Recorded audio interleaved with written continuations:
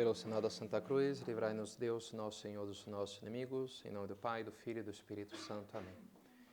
Meu Senhor e meu Deus, creio firmemente que estais aqui, que me vês, que me ouves. Adoro-te com profunda reverência. Peço-te perdão dos meus pecados e graça para fazer com fruto este tempo de oração. Minha Mãe Imaculada, São José, meu Pai, Senhor, meu anjo da guarda, intercedei por mim.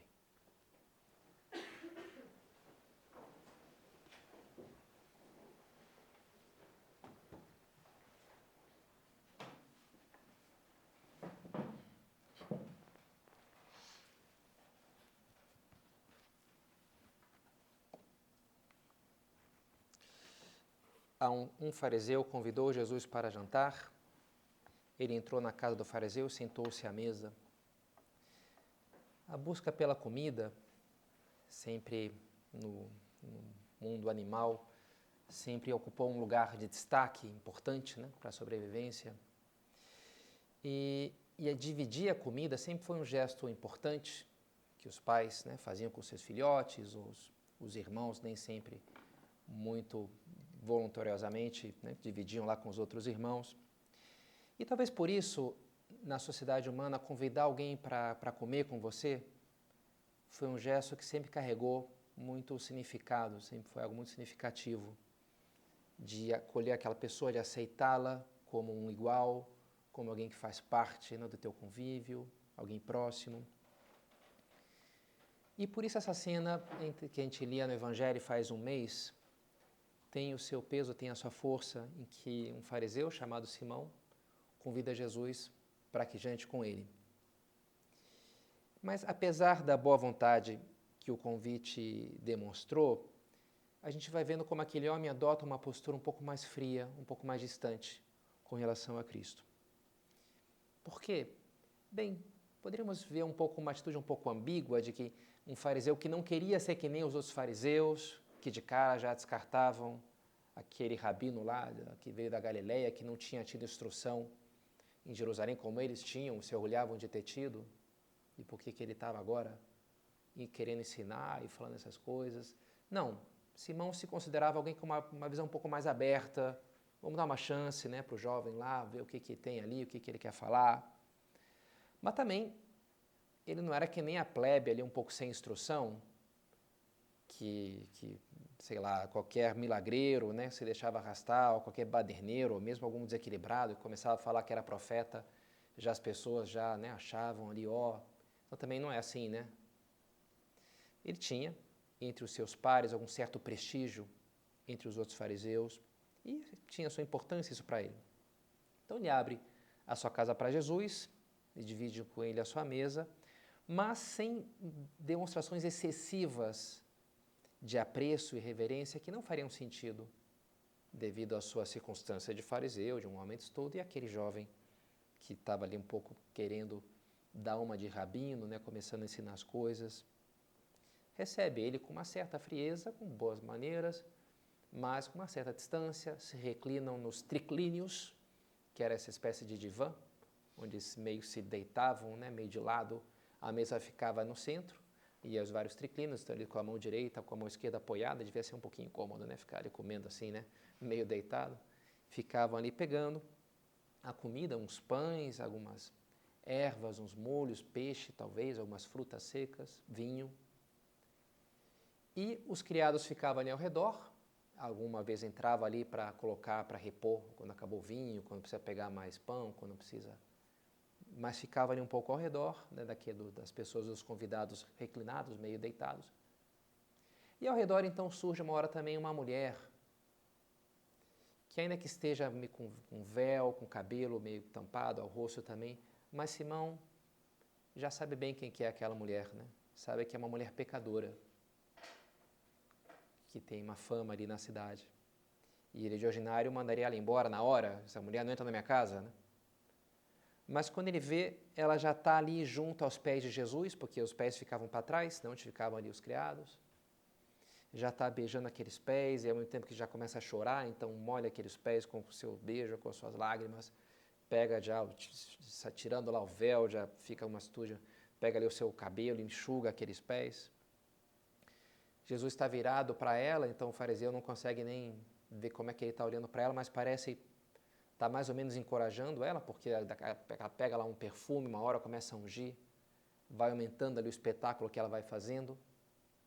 E aquele fariseu, o Simão, incomodado com aquilo, já que ele perdeu até a atenção do seu convidado, de Jesus, se volta para um outro fariseu que tinha do seu lado e querendo se justificar, que olha, isso aqui eu não admito, esse tipo de coisa, se fosse por mim, querendo um pouco se limpar a sua barra diante daquele homem e demonstrar a sua insatisfação com ela, faz isso criticando Jesus, né? Fala ali meio baixinho, olha, se esse homem fosse profeta, saberia quem é a mulher que está tocando nele, porque é uma pecadora.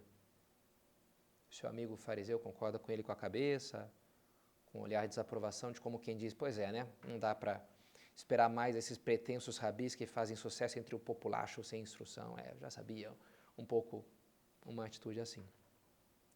E ainda que a comunicação entre os dois foi discreta, falaram ali meio baixinho, não sei bem porquê, na hora Jesus se volta para ele e fala, Simão, tem uma coisa para te falar. Fala, mestre. Certo credor tinha 2 devedores. Um lhe devia 500 moedas de prata e outro 50. Como não tivesse com que pagar, perdoou a ambos. Qual deles amará mais? O credor. Aquele a que perdoou mais, né? O que devia 500 moedas, mais o que devia 50. Julgaste corretamente. Estás vendo essa mulher? Então, Jesus, muitas vezes ele conta a parábola num mundo, digamos assim, imaginário, e depois ele faz a relação, olha, esse fulano é fulano, tal, os fariseus, tal, o filho mais velho, tal. Então ele vai fazer o ligar os pontos, né? Está vendo essa mulher? Quando entrei na tua casa, não me ofereceste água para lavar os pés. Ela, porém, lavou os meus pés com as suas lágrimas e os enxugou com seus cabelos. Não me beijaste. Ela, porém, desde que cheguei, não parou de beijar os meus pés. Não derramaste óleo na minha cabeça. Ela, porém, ungiu meus pés com perfume. Por isso eu te digo, os muitos pecados que ela cometeu estão perdoados, pois ela mostrou muito amor. Aquele, porém, a quem menos se perdoa, ama menos. A conclusão é interessante, né? Simão amou pouco. A mulher amou muito. E amou através dessas diversas atitudes de cortesia que faltaram em Simão. E essas atitudes, no fundo, estão ligadas a uma virtude que eu queria que fosse hoje o nosso centro da nossa meditação, uma virtude que São José Maria cita ao comentar essa cena, que é a virtude da urbanidade. A urbanidade não é das virtudes mais conhecidas, né? Ultimamente eu tenho comentado, poderia se chamar um pouco as virtudes um pouco de segunda linha, né? Não são as mais importantes. Toda virtude é importante, né? Senão não seria uma virtude. Mas algumas são mais centrais. A caridade, humildade, a fortaleza, a fé. Mas essas virtudes mais centrais, elas também precisam ser concretizadas por essas virtudes menores, a gente poderia dizer. Como a gente já falou, faz não muito tempo, da nobreza, da esportividade, da epiqueia. Hoje, então, queria falar da urbanidade com uma concretização muito direta do amor, né? É o que Jesus faz nessa passagem, nessa cena da sua vida. Ele diz, essa mulher amou muito.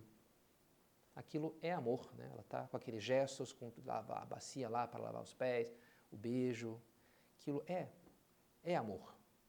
E penso que já esse comentário do Senhor já pode nos servir para pensar na importância dessa virtude, desses gestos, das boas maneiras, de saber conviver de forma elegante, nobre, generosa com as pessoas ao nosso redor. É isso, né? Urbanidade são essas boas maneiras. E não é à toa que boa parte das normas de boas maneiras gira justamente ao redor da mesa, ao redor da comida.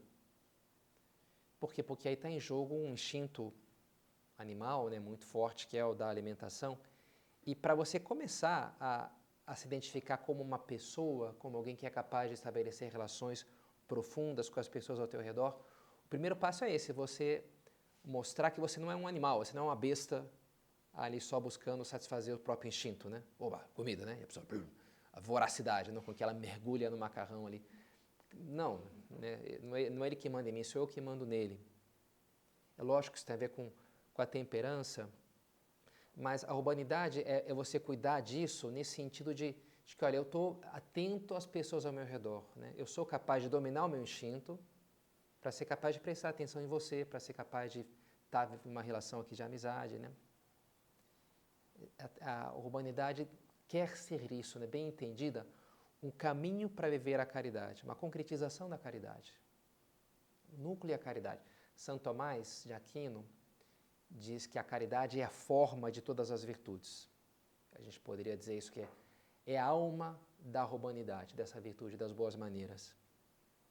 Porque implica isso, essa capacidade de vencer o meu próprio instinto, o meu próprio egoísmo, e olhar para o outro e me dedicar ao outro, me ocupar do seu bem-estar. Mais do que essa coisa da comida, uma norma típica é isso, você espera o outro se servir para depois você começar a comer, né? Não começa a comer, eu estou te olhando ali com fome. Não, mas eu estou com fome. Pois é, mas eu sou capaz de dominar o meu instinto, o meu desejo de estar bem, pensando no bem-estar do outro, né? Sempre isso que está em jogo. O quanto eu olho para o outro, o quanto eu me preocupo antes com ele do que comigo. Falando com uma irmã minha esses dias, e ela falava, né, o contraste entre duas festas de casamento que ela foi, que lhe marcaram muito, assim.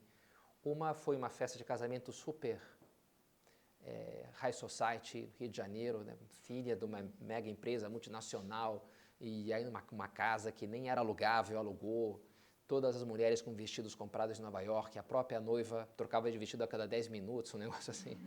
Então, aquelas coisas super assim.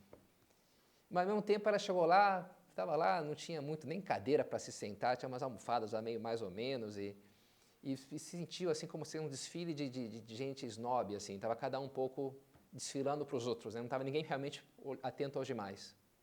Ela se sentiu super mal, quis ir embora logo, nossa, que ambiente aqui horrível, né? Foi a impressão dela. E o contraste, um outro casamento que ela foi pouco tempo depois, muito mais simples, né? Num salão lá, uma coisa meio, não sei se improvisada, mas isso sim, muito mais acessível. A decoração lá foi a mãe e a noiva que fizeram, com uns livros velhos e umas flores e umas velas, mas ficou um ambiente super legal, e a música era o próprio noivo, que tinha uns amigos DJ. Então foi um negócio, ela não queria sair dali, uma comida simples, mas muito gostosa, porque estava um ambiente assim super família, super simples, agradável, porque ele tinha esse carinho. A humanidade é muito isso, né? Você plasmar o carinho em coisas concretas, que você pensou no outro e você se deu conta e por isso quis fazer uma coisa grata e colocou ali um bom gosto para que aquilo, né, seja agradável aos outros. Você nota isso, sabe? Sei lá, às vezes visitando uma capela de uma igreja, uma comunidade, e você vê bem aqui, nessa capela tem carinho, ou às vezes não, né? As coisas estão limpas ou estão meio quebradas. Não, aqui tem gente que pôs o coração para que isso aqui esteja bem. Numa casa, isso pode ser bastante patente, né? Você visita a casa de alguém, você vê que ele tem um ambiente de carinho, de calor, naquela coisa meio fria que está cada um pouco na sua. Tantas pessoas relatam isso visitando o centro da obra, quando notam, nossa, uma casa, né? E mente gostoso, e as coisas limpas e bem cuidadas. E lembro um gaúcho lá em Porto Alegre, ele me falava, Padre Pedro, eu chego aqui de manhã cedo, que quando passou as numerárias auxiliares que faziam ali, organizavam a casa, né? E preparam as coisas. E é um negócio assim, no banheiro, um detalhe concreto que ele chamava a atenção, o rolo do papel higiênico, no final, quando ele termina, eles fazem uma dobra para ficar uma setinha, um triângulozinho assim, para a coisa sobressair, para você ficar mais fácil, a pessoa que vai usar, né, para pegar, não ter que ficar girando onde é que está a ponta desse negócio. Não, está ali. Ele me dizia, cara, quem que faz isso, sabe? Para a próxima pessoa que vai usar isso, não existe, sabe? Alguém que se preocupa em dobrar o papel higiênico para que fique mais fácil para o outro. E aquilo me deixava, né, maravilhado, assim, nossa. E realmente, né, é interessante. E isso é muito assim, o Opus Dei, né? É justamente isso, o cuidado das pequenas coisas como um serviço. E a humanidade é isso. Vou cuidar aqui do brigadeirinho, do aniversário, né, do meu filho, de se a pessoa vai vir, então convidei, então vou já organizar tal coisa, porque eu sei que... Eu estou pensando no outro, não em mim. A humanidade é muito isso. É fazer coisas que não precisava, sei lá, não precisava dar ali, dobrar ali o papel higiênico, sabe? Mas, poxa, que legal que eu fiz, né? Que legal que alguém fez. Estava pensando esses dias, olhando a minha vida e aniversário de alguém, vou preparar um negócio, uma brincadeira. Eu pensava, como me alegra pensar nas coisas que eu fiz nesse estilo, assim, de brincadeira, de uma música, mais recentemente faz música por IA e aí põe umas imagens de deepfake, colocando a pessoa em filme, né? E fico, uau, como ficou legal aquilo ali, né? Como foi divertido, como foi um momento, me lembro, enfim, era Santos Inocentes lá na Espanha, o 1º de abril, o dia de brincadeira chama Santos Inocentes, o dia dos Santos Inocentes, que é o quê? O dia 30 de dezembro, não lembro agora. E aí, sei lá, a gente fazia de brincadeira, eu era encarregado dos computadores, então fiz uma brincadeira lá, levei um tempo razoável fazendo um banco de dados, um script que a pessoa entrava, aí aparecia o nome dela, como se tivesse fotos dela, não sei o quê. Uma coisa assim, que mais de uma pessoa caiu na minha brincadeira, né? Que levou um tempinho para fazer, mas eu fiquei muito contente de fazer aquilo. Porque, sei lá, gerou um agito, gerou riso, gerou indignação de algum, né? Como é legal, né? Aquilo que não precisava fazer. Mas, sei lá, me deu o trabalho e fiz aquilo, e como alegrou a vida daquela pessoa, e que bom, sabe, quando a gente vai pela vida assim, fazendo coisas dessas, né? Ok, cumprindo o nosso dever, acho que é lógico, né, que a gente faça, cada um, ó, faz a sua parte, o meu encargo, mas que bom, não sei, se a gente consegue ir mais além do que é o estritamente necessário. No mundo da qualidade total, você chamava isso de go the extra mile, e a última milha, que é a mais cara do correio, não é chegar no centro de distribuição, isso é barato. O caro é a última milha, você vai entregar lá o teu produto, mas você dá ali um caprichozinho, faz um nó e chega aquela caixinha bonitinha, porque você cuidou dos detalhes. Isso conquista o teu cliente, né? Um pouco no mundo da administração. Isso conquista as pessoas, conquista os corações. Alguém que sabe ir mais além, fazer aquilo que não precisava fazer. E a humanidade é muito isso, né? Esse carinho que se plasma nessas coisas concretas.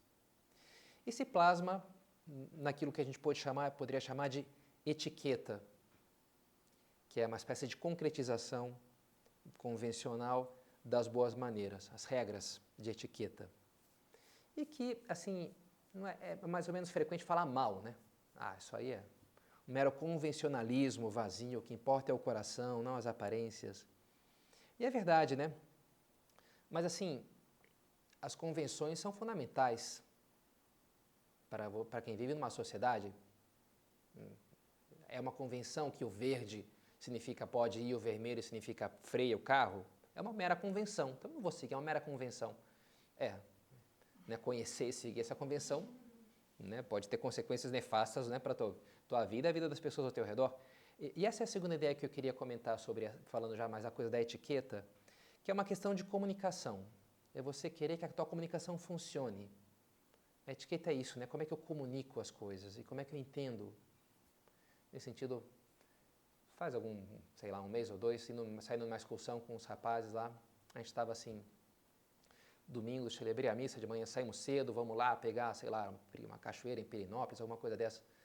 E a gente estava lá, né, o pessoal, o carro eufórico e brincando, né, começo de dia, excursão, muito assim, o pessoal muito animado. E aí começamos a escuta esse áudio, escuta aquele outro.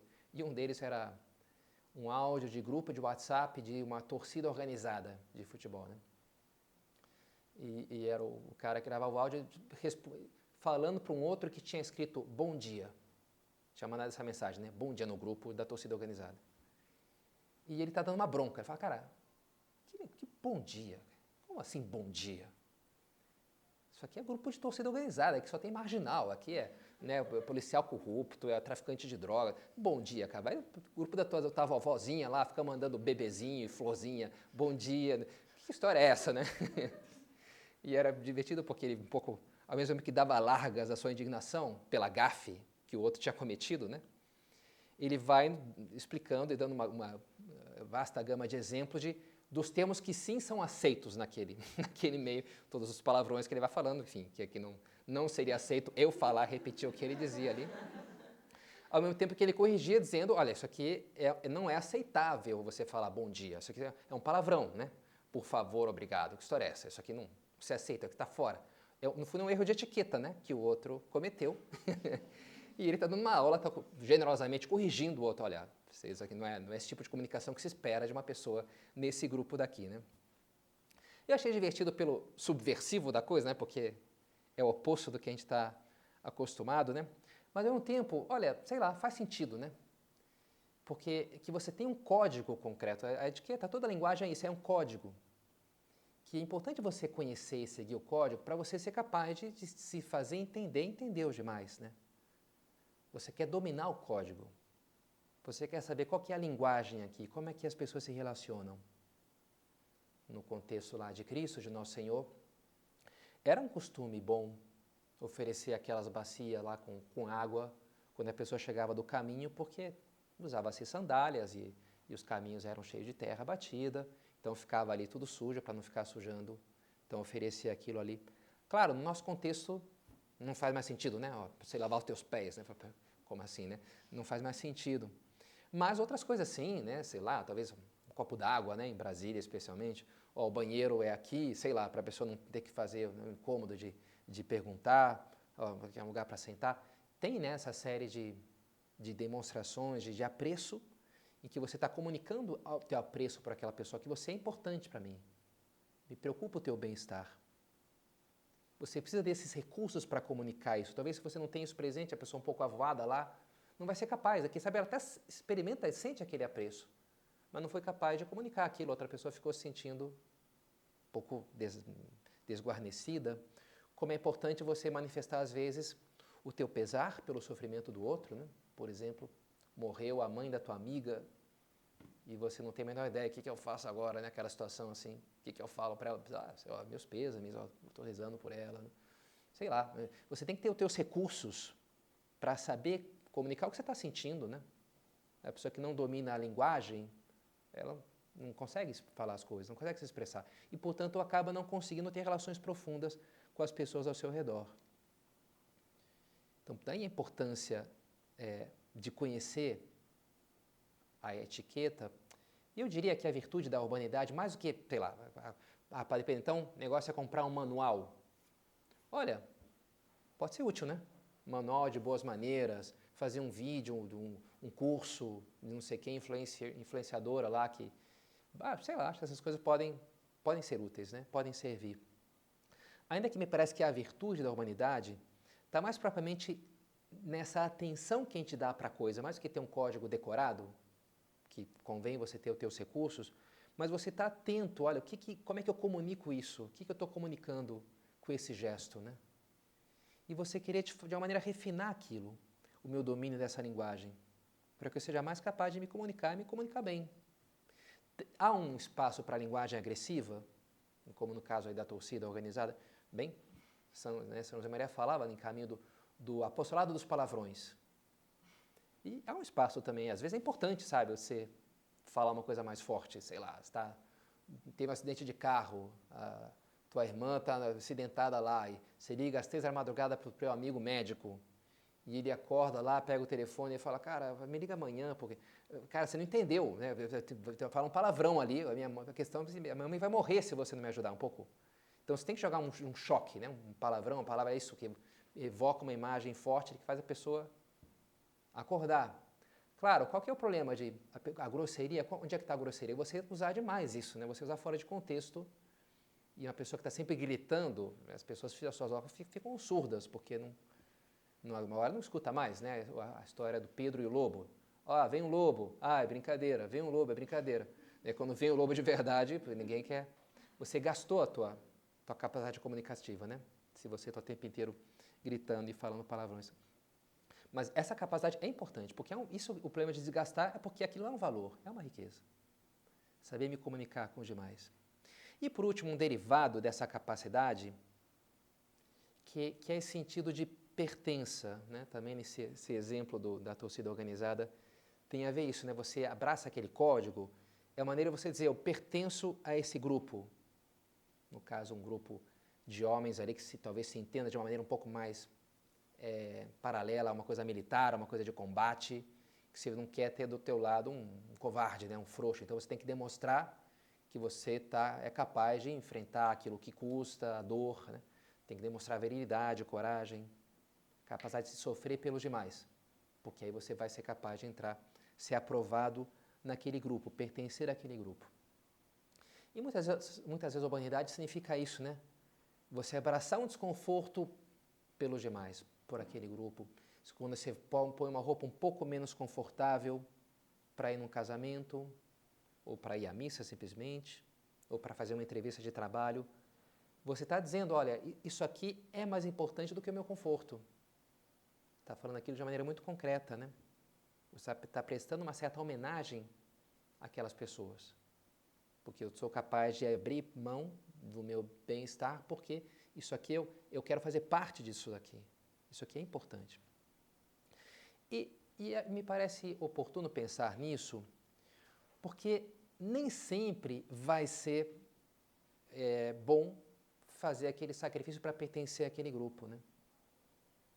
Nem sempre, né? Às vezes a gente vai querer fazer isso, mas não seria o caso.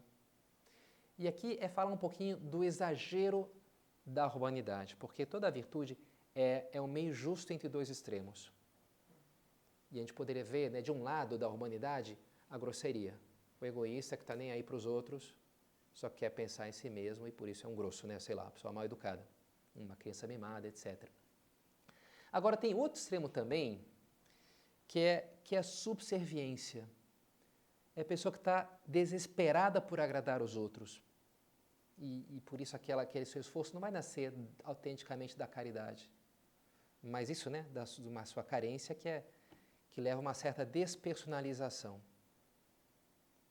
Que não é algo bom isso aí também, né? Eu vou fazer de tudo para pertencer ao grupo aqui, sei lá, panelinha, sei lá, no colégio, na faculdade, né? Mas aquilo não deveria estar disposto a fazer aquele sacrifício, né? Aquilo não é uma coisa boa. Falando também com essa minha irmã esses dias, falou da filha dela que está em Londres, passando uns meses lá. E ela está encantada, ficou amiga lá da menina, da filha do embaixador, está participando da simulação da ONU, e que vão lá e fazem as coisas. E falava minha sobrinha para minha irmã, mãe, no dia que eu estava lá na simulação, eu tinha lido livros de economia, estava lá se preparando, mil coisas assim, que não tinha que fazer aquilo, nem fazia parte dos estudos. Mas eu estava lá empolgada com aquilo, e a minha amiga lá do colégio do Rio de Janeiro, naquela mesma hora, sabe o que ela estava fazendo? Estava fazendo vídeos rebolando para o TikTok, era o plano dela. Minhas amigas do Rio, e eu não quero voltar, eu quero fazer faculdade aqui. E ela está querendo agora, porque ela encontrou um ambiente lá diferente, né? Que, nossa, aqui me abre para toda uma outra maneira de encarar a vida. Me fez pensar, quando eu conheci também o Centro da Obra lá no Rio de Janeiro, e um ambiente de, sei lá, gente que estudava e tipo, tinha uma vida cultural e há muito tempo, sei lá, rezava e, nossa, que legal esse ambiente, aquilo me atraiu, né? Como uma coisa que, pô, eu posso me desenvolver aqui, isso aqui é uma ocasião de eu crescer, né? Também com outra irmã minha, almoçando lá em São Paulo, faz um mês, mais ou menos, estava uma amiga sua no almoço que tinha tirado um filho do colégio lá que ele estava, um menino, não sei se 11 anos, e tinha mudado para o colégio, para o Catamarã, um colégio que é uma iniciativa também de pessoas ligadas à obra lá em São Paulo. E eu perguntei a ele, e tal, ele gostou da mudança? Ela falou, olha, ele me disse o seguinte, mãe, eu perguntei para ele, nos outros lá, eu sentia que eu tinha que ficar me moldando para os outros meninos. Agora, eu sinto que eu posso ser eu mesmo. Me chamou a atenção, né? Até como a precisão dele de se expressar, e é lógico também, como ele expressou de maneira tão poderosa, né? Porque ele estava ali. Eu posso ser eu mesmo. Encontrou um grupo ali, um lugar, um ambiente, em que não preciso fazer sacrifícios ruins, digamos assim, né? Sacrifícios que não são gratos a Deus, né? Para um grupo ali que vai me despersonalizar, que não vai me fazer ser o que eu não quero ser. Então, não sei, me parece que pode ser bom a gente pensar nisso. O Simão, o fariseu, estava fazendo algo assim, né? Talvez preocupado ali com os outros fariseus, não soube se abrir para Cristo que entrou na sua vida e podia lhe transformar, né? Então, me parece também oportuno que a gente pense nesse desejo de fazer parte, né, dos grupos, de aprender o código da linguagem. Será que eu não estou sacrificando para as pessoas erradas, né? Será que eu não estou fazendo sacrifícios errados que não me ajudam, que não me elevam?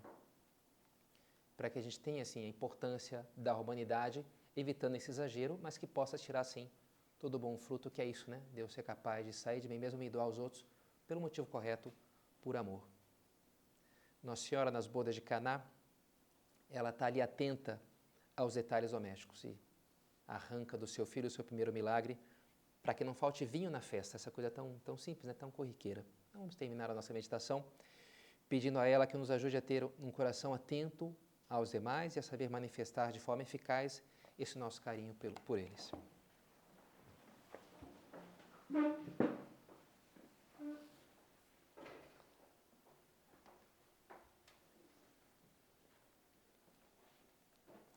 Dou-te graças, meu Deus, pelos bons propósitos, afetos e inspirações que me comunicaste nessa meditação. Peço-te ajuda para os pôr em prática. Minha Mãe Imaculada, São José, meu Pai, Senhor, meu anjo da guarda, intercedei por mim.